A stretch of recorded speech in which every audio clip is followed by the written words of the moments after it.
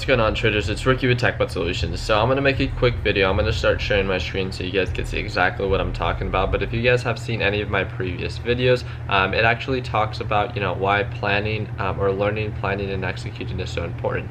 I talk about it all the time. I tell you guys, in a sense, how it is that I do it. But now I'm actually going to be making a video showing you and explaining exactly how I prepare for market open, right? How I prepare and understand and feel confident about the stocks that I have planned to trade because of different analysis and different steps that I take. So I hope this video can give you a little bit more of an insight on how I personally do it. It does not mean that that's exactly how you have to do it in any way, but pretty much, you can take what you like about what it is that I do and see if it works for you, or you can in a sense adjust it and tweak it to make it a little bit more unique for yourself. I want to make sure that if I explain anything and it's similar to what it is that you guys do, or something that you guys do that has led to your success when planning and executing, right?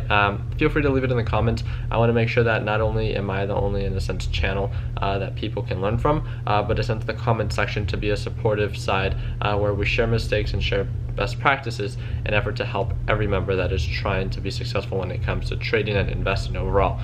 So if you guys haven't done so already, the link is provided for you down below. It's so you guys can actually join TechBot Solutions. So we're sitting a little bit over 14,000 members now worldwide, and the thing that we do best is share best practices and share mistakes in effort to promote growth. It's a very welcoming community for both experienced and beginners, and it really comes down to you as the more you give, the more you'll take from it. So let me go ahead and start sharing my screen, and I hope you guys enjoy this video. If you guys do, feel free to give it a thumbs up, and thank you guys again for getting me to 12,300 subscribers. If you guys can subscribe, like always, we'd greatly appreciate it. I hope you guys enjoy. Alrighty, traders, so there are 3 different things that I like to do when it comes to this specific planning. So usually what it is that I do is, first step is I try to dedicate at least minimum 10 minutes to performing technical analysis every day. So this would be the day before you're actually going to be trading. So because the market opens only Monday through Friday, the day before would be Sunday through Thursday, right? So that only makes sense. I've talked about it before within the TechBot Solutions Facebook platform, and I said, each and every one of you should at least be dedicating 10 minutes to performing and learning what it is that you're going to be trading and making sure that you're planning. And the reason I say that is because if you're not doing at least minimum 10 minutes, and that is just in a sense the bare minimum to get a better understanding on a selected amount of stocks to identify potential, right? If you are not doing that, you're really just hoping for the best, going based on someone else's opinion,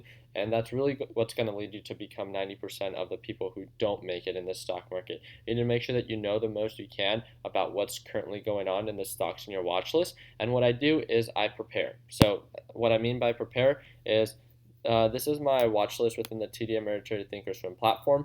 Simply the indicator that I like to use the most is volume. So I like top to bottom, the highest volume from the bottom. If you guys see AMD, FTR, FDRYS, JNUG, these are all stocks that I always trade, and the reason why is because they see a healthy amount of volume.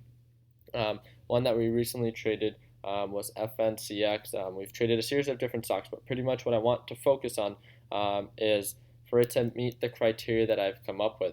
So this is a checklist, in a sense, just an Excel sheet that I created for everyone within TechBot Solutions. So pretty much what it helps you do is you come up with your own criteria. So my thing is RSI below 35, above 100, volume, and above EMA and SMA, so showing signs of upward momentum. This is simply just criteria that has met that I want my stocks to meet that I'm about to trade before I actually trade them. So this can help you filter out stocks that are not in your buy point, and it's simple just like that. So you can add as many stocks as you want in your watch list, right?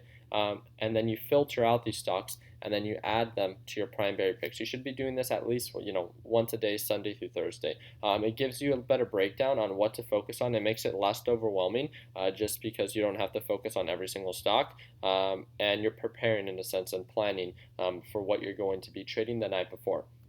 So let's go ahead and focus, since one of the top stocks was AMD. I'm going to go ahead and pull up AMD and analyze this one, right? So again, I have 3 criteria, volume, RSI, and SMA. Does it meet that? And again, I'm doing this the night before, right? So I'm not doing this the morning of or while the market is open. I'm doing this the night before to prepare to filter out stocks to prepare for pre-market hours. So pretty much what I identify is, well, look, it hit a resistance around like 1025, has a new support around 1015, so the potential is around from 1015 to 1025. For a $10 stock, that 10-cent profit margin is about 1%, not really worth it for me. So let's go ahead and move on. So that was a quick analysis. What I can do is, because I see that it has a bottom here at 994, and it's currently at 10, what I can do is I can set an alert. So I simply right click or click with my two fingers. If you guys are using a MacBook like myself, you can click create alert, and you can click when it goes below 1015. The reason it's 1015 is because this is the current support. So if it breaks the support, it's most likely going to see a downward trend. It has a support around here at $10, so then we can set another alert here when it breaks below, just to stay up to date on whatever this is doing. So I really just want to know when it breaks the support at $10. So then now I will know if it breaks below $10, because I know there's a solid support here at 995, and 995 would in a sense be a good buy based on these indicators right here. The RSI is at 35, which is 30, which is one of my qualifications. Sees signs of upward momentum, definitely what it is that I need, and the volume tends to be pretty high. Again, volume is located right here. Volume tends to be a little bit over the 100,000, so it meets my criteria. So again, I'm just going to have to be patient and prepare for AMD to actually drop down to around the $9.95 margin, and that's it. So we'll go ahead and leave it from there, and then let's put not GTR, FTR. So this one definitely doesn't see very high volume, right? And that's normal. This is one that we've traded before, but I'm going to have to go a little bit further back to actually see how it's been playing. So we actually traded this one when it was a little bit higher, around the 180 area. Right now it's at 144. So what does that mean? Let's go a little bit further back. It looks like it's been in a solid downward trend, took a huge dip, built a support here around 140, and actually it's showing signs of upward momentum. If you can see this SMA indicator, it's showing signs of upward momentum, which is good. The RSI is right on track. The only thing that it's not hitting is volume. But one of these stocks like FTR is one that can see a huge burst in volume. So this is definitely one that I'm going to want to follow up with. And in doing that, I can just plan. And it's one thing that if you just put it in your head that, okay, well, I'll remember to look at this. Well, no, don't just do that. Make sure that you prepare for it and do it accordingly. So you're going to type in FTR. The current price, if I'm not mistaken, is 1.46. The support is 1.41. Resistance, we go a little bit further back, so let me get a little bit closer. Resistance seems to be around the 146, 147. Well, let's just do 147 since it does intend to break that. It looks like it closed at 147. So if it breaks that, then maybe we can see upward momentum. So right now it's at 147, and if it breaks that resistance, once it breaks the resistance, it becomes a new support. So then that in a sense could be 148 can be a good buy if it breaks it and starts seeing a good increase in volume. So what could be your max stop loss? Well, if you get in at $1.48 and it breaks below the support, then maybe your stop loss, again, this is just me, I'm pretty conservative with my trades. Therefore, I believe that to minimize loss, if it breaks the support that it's going to be creating at 148, then I can set my stop loss at 147, and then my max my max loss in dollars would be in a sense 1 cent per share, which isn't really bad. The risk isn't really huge. I'm just going to stop loss out, and the potential for profit. So what is that? Well, in doing that, let me go ahead and go a little bit further back.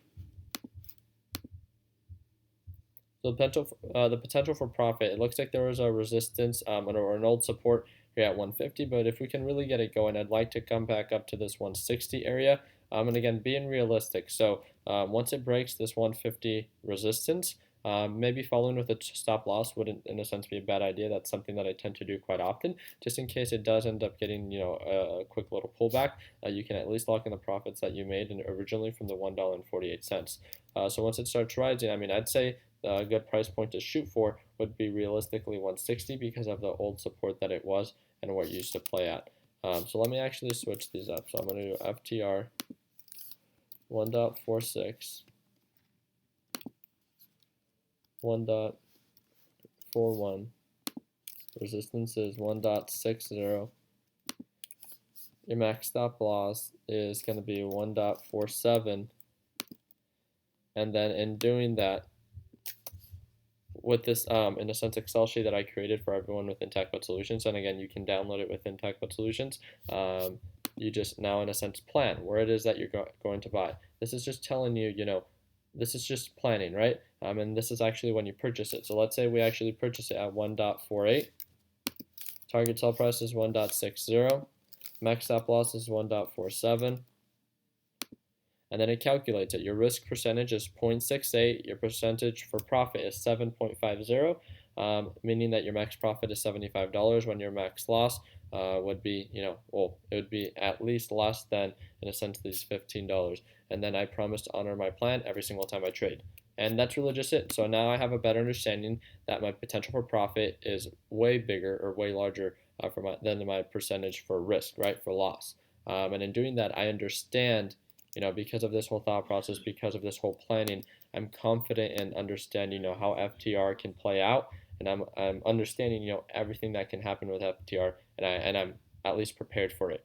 So when actually building this confidence of, investing, I'm reassured that solely based on my own opinion and no one else's, I understand how FTR has been playing out for the past, 5-10 days. I have a pretty decent plan set up for success, and my percentage for risk because of my stop loss is very low, with my percentage for profit or potential for profit is way higher. Or I repeat this whole process over and over again until I have about 5 to 10 stocks on my primary big checklist. So with that, we put FTR right there.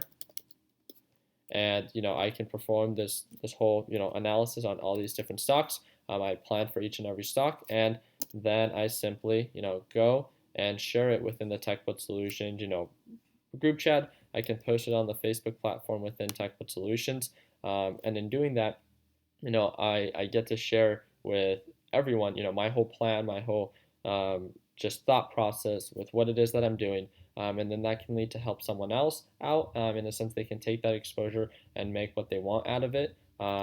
And that's really just it. But that planning is really just going to be the biggest thing that I think is going to help each and every one of you, out to be, a little bit more successful, especially when it comes to trading. Now that you've planned during, the day before, how do you plan during, pre-market hours? So I wake up, since the market opens here at 6:30 Mountain Standard Time, I tend to wake up around 5:30, 5:50 a.m. in the morning. And the series of stocks that I have that I plan on trading, right, that have met some qualifications within my primary checklist or primary picks, I analyze them again, making sure that once the market opens, that everything is going according to plan. So let's say that, FTR, I was planning to buy, because of the support that it built around 140, 141, right? I'm going to go during pre-market hours, ignoring what actually happened, but going pre-market hours, I see that it actually, the support was around 141. It held above the support, so I know the support is still valid since it's at 143, and then there's a resistance at 146. So I understand that there's a support resistance, so I can plan accordingly, and it still makes sense to trade FTR according to what my plan was, because it's holding at least above the support of 140, 141 that it created after market hours for FTR. And once the market opens, I can be patient, wait for the pullback. So I did have a pullback down to 140, had another one again down to 140, and I can wait. It doesn't mean that I have to get at the lowest price point. It simply means that I can wait and be patient to see signs of upward momentum. So once I see it breaks, 141, 142, then I can get in at 142, and then understand that, wait, there is a resistance here at 146, and I can try to sell there, or I can try to sell a little bit higher depending on previous resistance. So we can see that there was a resistance here at 146, also at 147. So I can follow with the trailing stop loss and then end up locking the profits at 147. Again, that's not huge profit margins. This is just an example of how it is that you guys can think when actually performing your technical analysis during pre-market hours. And then in doing that, you still have to go by and make sure that you promise to honor, in a sense, whatever it is that you're planning with FTR.